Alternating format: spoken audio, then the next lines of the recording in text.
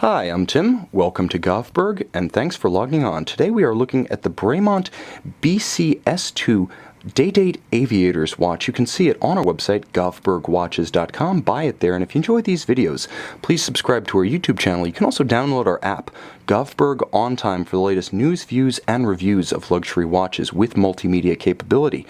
Now, on my wrist, 6 1/3 inches, 16 centimeters in circumference, this is a modern full-size timepiece, but in the spirit of traditional aviators watches, the oversized proportions fit the functional logic of the watch. So 43 millimeters across the round of the case, it has aviation instrument style legibility thanks to that broad span.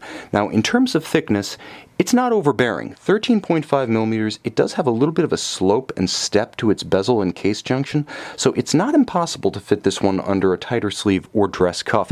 It certainly has the black and white two-tone combination to pair well with formal attire. From lug to lug, again, fairly compact, 50 millimeters from lug to lug. That's not overwhelming considering the 43 millimeter span.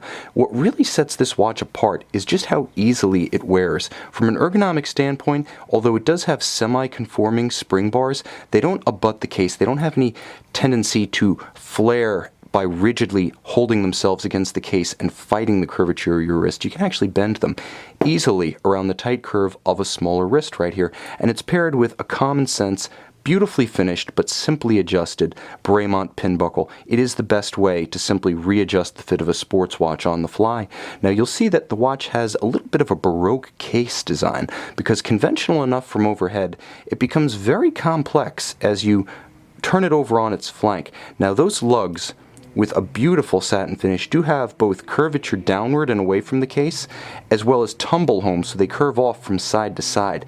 What you see is actually a striated case flank finished with a DLC coating that Bremont calls Tryptic. So it is PVD, but the material itself is diamond-like carbon, with the result that it actually has a hardness of 2000 Vickers, so exceptionally scratch resistant. And you can see how it's almost hung underneath the primary character line of the case. The lugs create an arc, and the Tryptic portion with its striations seems to tuck in underneath, creating the appearance of a watch that's layered, almost modular in construction. It's very clever and very attractive, and you can see it does continue between the lugs as well for aesthetic continuity. Now inboard, the idea between the two opposing flanks of the bezel is to recreate an analog aviation instrument. So that's the aesthetic guiding star here.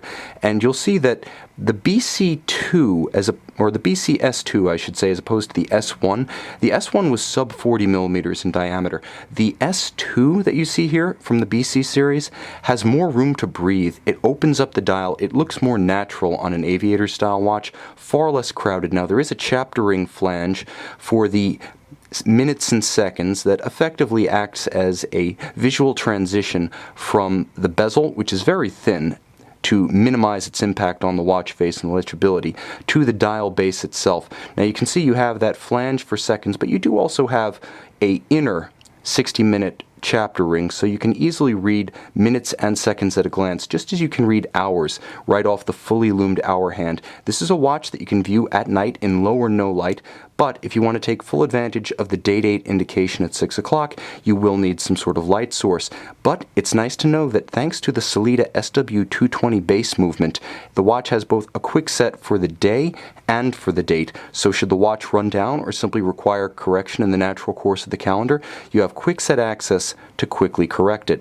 Now the crown itself is a screw-down unit, endowing the watch with 100-meter water resistance, so although it is an aviator's timepiece, put it on a NATO or a textile strap or a rubber strap, you're immediately good to go for most water sports, including shallow snorkeling and low-depth diving.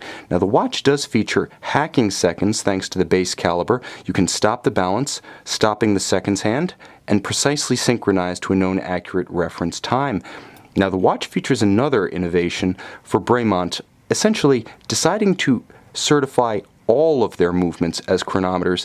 Despite being a young brand, they came out with a formidable statement of their commitment to quality. So the watch is a Swiss certified COSC chronometer, and you can see on the case back, Bremont has a custom rotor and a nicely decorated version of the SW220.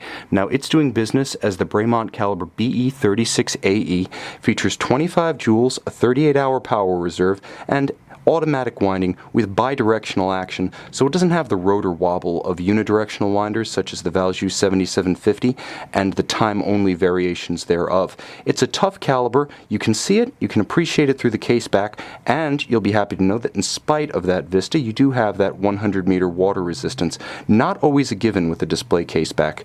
You can see this latter-day take on the pilot's watch from the young British-based Bremont company, and you can purchase it on our website, govbergwatches.com.